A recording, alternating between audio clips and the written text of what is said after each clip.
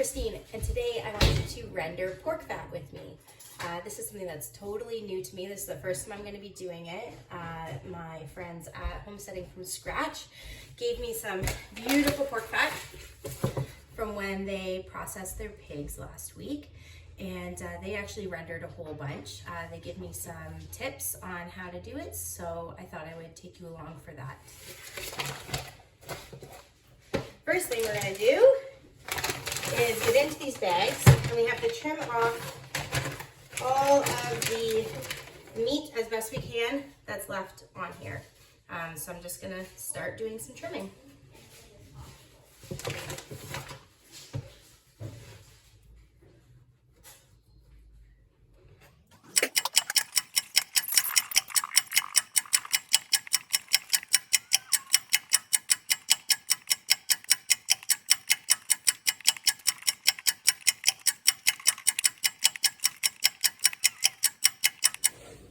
Okay, so I'm on to my second bag of fat, and a lesson learned so far.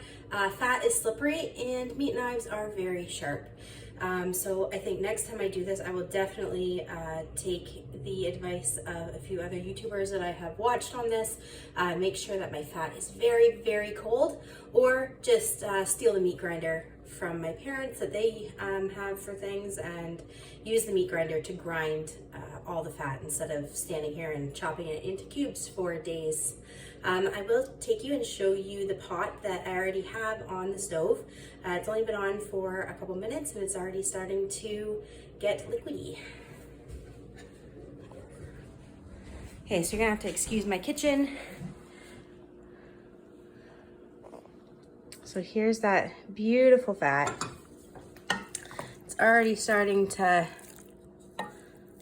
boil down. I just have it on super low until I can really watch it once the second pot goes on the stove.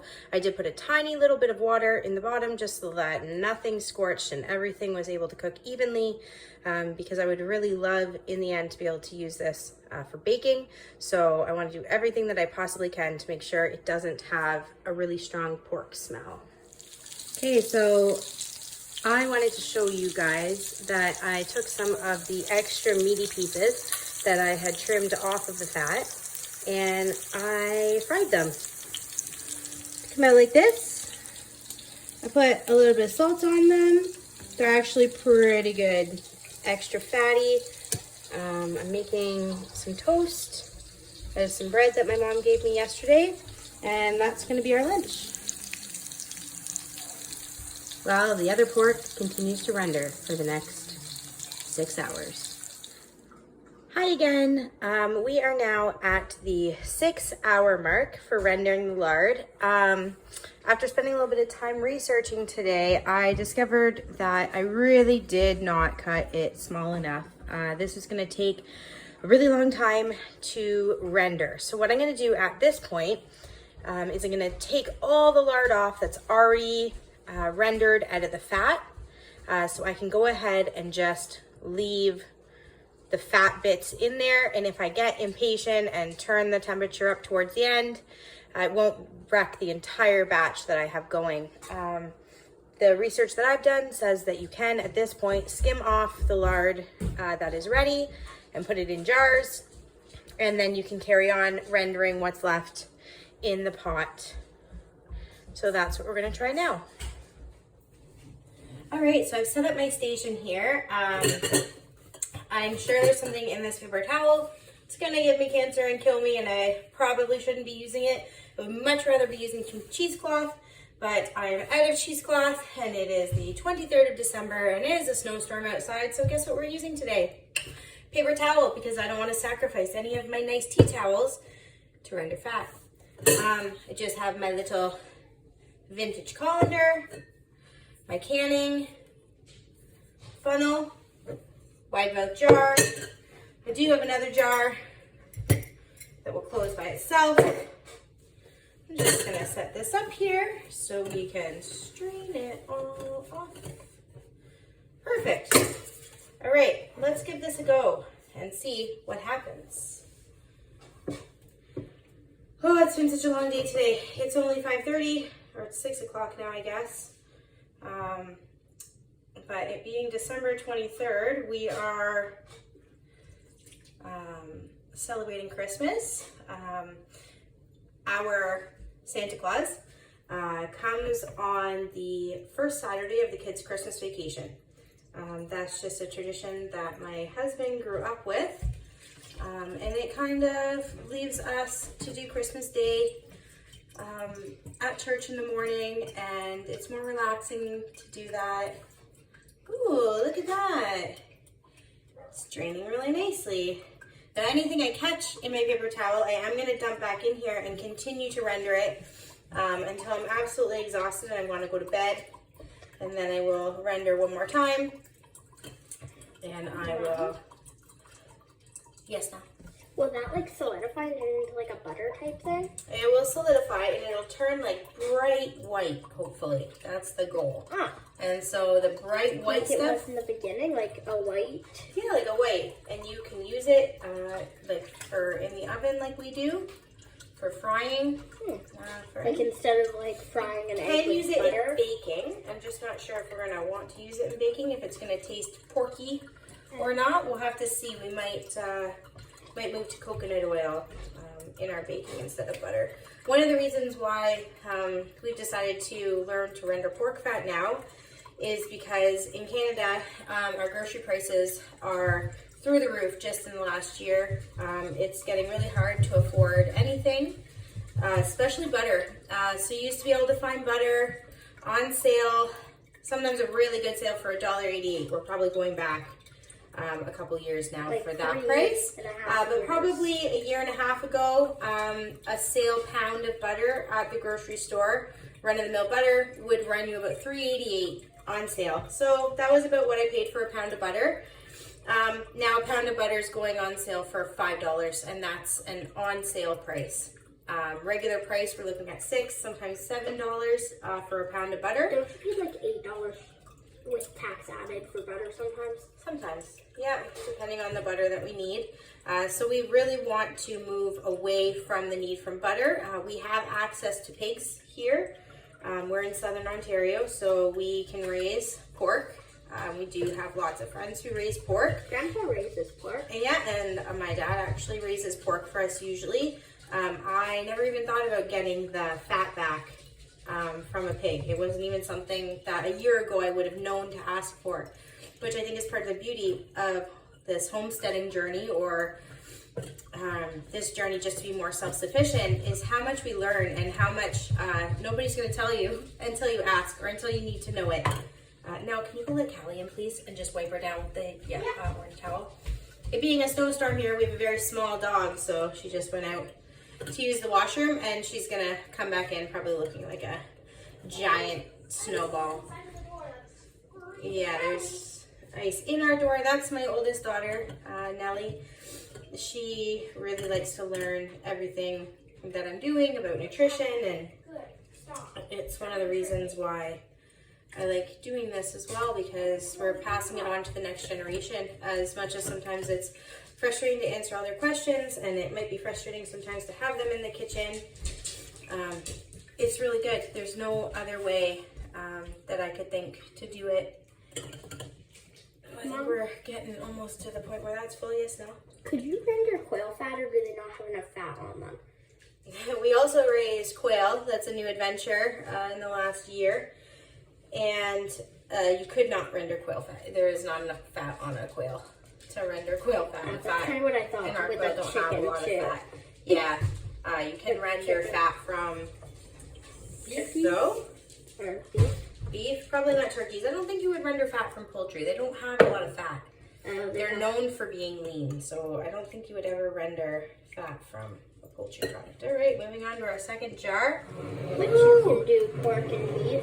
That's a beautiful jar of hopefully what's going to be some sort of hard oil, butter type thing. Yep, it will be. It'll be lard. That's what it will be. Like the stuff that Grandpa uses to make his pie crust? Yes, but maybe a little bit porky for that. So in my limited research that I've done on pork fat, I've learned that there are a couple different types of pork fat. There's belly fat, there's back fat, and then there's kidney fat, which is also referred to as leaf fat. I know that for sure we have a little bit of kidney fat in here, but it is just fat from all over the pig. So the fat that you want to really render for baking, from what I hear, is just the kidney fat. So when we get our own pigs back from the butcher, I will probably request that the leaf fat or the kidney fat and the other fat get separated when we get the meat back and the fat, so that I can make lard that isn't as porky tasting. This is still hot. To like bake with? To bake with. Yeah.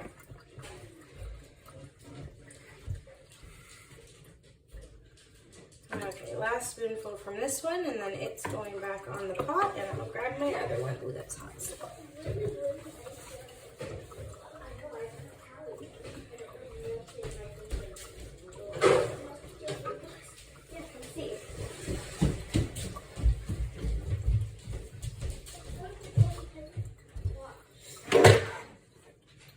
I also find I have one really big Dutch oven, cast iron Dutch oven. My other pot is just a regular stainless soup pot. My Dutch oven is definitely doing a much better job at distributing the heat and rendering the fat. This pot's going quicker than the other pot. So I would say if you could do it in cast iron, that might be your best bet, or even in a wide bottom, bigger pot. I just don't have any bigger pots that I wanted to sacrifice for this today. Okay, we got some drips going on there. Just gonna dump this back in here. There we go. And put that back down into our. It looks weird. Puppy. It does look a little weird. Like the paper towel has chunky, like it's getting all chewed up almost. Oh, it is getting chunky. A little bit, eh? There we go. Where'd my scooper go? Scooper. It looks a little bit like when you make sugar with water. Don't use your hand to catch the dripping lard from the pot. The pot is hot. However, nice moisturize would be nice. Maybe you shouldn't do it with your hands. I should not do it with my hands. That was not the wisest thing I've done today. I have my other daughter Heidi in here as well. They're waiting down in the garage. Yeah, they're waiting to watch a Christmas movie with me. I told them I just had to strain this off a little bit so we can leave it sitting on low while we watch our Christmas movie. And then they will set their cookies up for Santa and the reindeer and the elves and carrots for the reindeer. Yeah, we need to make chocolate milk. Chocolate milk. Yeah, like hot chocolate or something. Oh, and apparently we're making hot chocolate for Santa. So we really have to get going on this watching of the Christmas movie thing, which means I need to get this fat scooped into here. We're gonna not be too pretty. We're just gonna scoop and go. It looks kind of like lemonade. It does, which is kind of weird, but it's going to turn white when it dries. Oh. It's yellow now, and I've heard it described as looking like lemonade before, actually, and it should turn white. Okay. Okay, I think that's enough for that jar. It should like when me and Henry and Heidi make lemonade in the summer. Can you girls go downstairs and see if I have any more of these jars? The tall 750, thank you. Another really nice thing about including your kids in the kitchen and in helping is that when you need something, most often they can find it for you and be actually helpful. I let my eldest daughter, Nellie, organize my pantry for me this past summer because she loves to organize everything. And that was a bit of a mistake because for about 6 months I couldn't find anything. If Nellie wasn't home, none of us were finding anything that was in the pantry because it was according to Nellie's organizational system. But, okay. Oh, perfect, thanks. I think we'll do another wee bit of lard in here. Yeah, I can melt my fingerprints into the door. I didn't even not realize. Is that your brother? No. Or just the door opening? Okay, can you close the big door, please, before we get snow in the house? We haven't had, it's December 23rd. We have had one small snow this year. And then we haven't had any snow at all. So this And we had a winter storm warning, like starting really on Wednesday. This is equal parts exciting and Miserable. Kind of miserable because the winds are gusting past 100 kilometers an hour. I don't know what that is in miles because we live in Canada, which is really, really, really windy for us. So they can't even go outside and play in the snow because it's just absolutely miserable. But maybe once everything settles down tomorrow afternoon, we made afternoon, sugar cookies today. We also made sugar cookies today. And gingerbread cookies. And Sarah, we still have some gingerbread in the fridge. yes, we doubled the recipe of gingerbread cookies that I write on the recipe every year not to double, and that without fail I double every year because why wouldn't you double a cookie recipe? So we have some uncooked gingerbread dough in the fridge that we may bake, or we might just leave it in the fridge, or we could take it to a neighbor. All it needs to be done is just freeze it, rolled into balls. We could try to freeze it too and make it later. Because that's what Marisa did. She gave us a box of cookie dough that we could freeze and then make it into cookies when we wanted to. Yep. I was going to say that we could give it to Marisa. We could give it to Marisa. We could give it to our neighbors as Christmas. We could give it to our neighbors. We have not been, with the lack of snow and the busyness of the season, I've really been slacking this year on our gift giving. Usually I like to do lots of baking and give lots of gifts. We do also make chapstick. Of our chapstick. Yeah, we do also do that, but we have been kind of slacking, so everybody in our lives is just going to have to settle for New Year's presents instead of the Christmas presents that they normally get. But I know they understand. We have 3 kids, and we've been homeschooling now for 3 years, so that's a whole another thing. I know we're 3 years in, but it is an adjustment every year. And a chapstick. Every year. All right, I think I have what I want out of this pot now too. Just maybe fill up that jar so that I can label them the first render.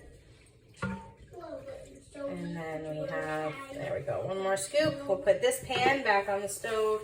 Thing I always forget with Dutch ovens is that you have to use your oven mitts all the time. Okay, Lard.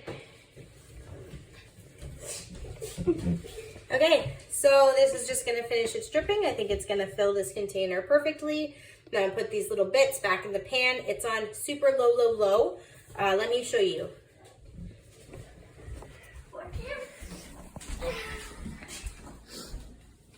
So very, very low, low, low, low, low. Low, low, low. And even though it's on low, before I took it off the heat, actually, you can actually see right here, it's already got some bubbles coming up again. And from what I've read and what YouTube I have watched, it means that even when it's on low, low, low, those bubbles are indication that you're getting close and that it's staying hot. So we want that to keep happening. And now I'm not too concerned if we turn the heat up just a little bit to get this rendered so we can all eventually go to bed. But stay tuned and I'll show you once it's all done and when I do my final render, what it looks like and how much patience I actually have. I know I promised you all that I was going to show you rendering the rest of the fat. As you can see, it's on super low and it's starting to bubble away here, which means we're kind of getting close to the end. I'm coming to terms with the fact that we are not going to be rendering this as much as I would actually like to be because I just don't have any time left. And our hydro went out. Our hydro went out, so as you can see, we got all the lights going on here. Kitties can see in the dark. Yeah, the kitty will be fine. So I just wanted to show you kind of what it looks like, even rendered down a little bit more. I will be straining this out before I go to bed using candlelight. So our hydro did come back on. I skimmed off all the fat again, and now I still have this. Next time, I think the key is going to be to definitely grind the fat. These chunks were way too big. The amount of time this is taking is unbelievable. So I'm gonna crank the heat here for a little bit. Basically just deep fry these little crunchy bits. And I will render that lard to put directly in the fridge to just use for frying for things that we really don't mind using things like bacon grease for that are cooked at a high heat. that taste very much like pork. Hi everyone, I'm coming to you from my cold storage room, which is very, very cold today. It's a couple days after I rendered the fat. I did label them. My first render, second render, and third render, just because I wanted to see if they were different colors, if they tasted any different. But as you can see, oh, maybe not in this light. Let me see here. Oh, I can go that way. Okay. They all came out white. They're white, white, white. They're beautiful. They have no sediment in them. I love them. We used some of the third render actually to fry eggs with the other day, and it was great. It was really delicious. Didn't taste too piggy, definitely more piggy than I would want to use in baking. So I'm really excited to get to using the first render, maybe in a few savory baked goods, some cornbread or something, just to see if you can taste it or not. And when we get our pigs back, hopefully I can separate out that kidney fat we talked about, render that down separately, and I'll get a really nice baking fat that I can use. Anyway, if you have any questions, feel free to leave them in the comments below. Also, please like and subscribe. I hear that's the way to go. I know I'm new to all this, but if you don't get any likes and nobody subscribes to your channel, what's the point of doing all this? I love helping you guys. If you ever have any questions or anything that you want me to do a post about, just leave me a little line and I will try to make that happen. All right, everyone, I'm signing off now for a little break for the new year, but I'll be back. Happy New Year.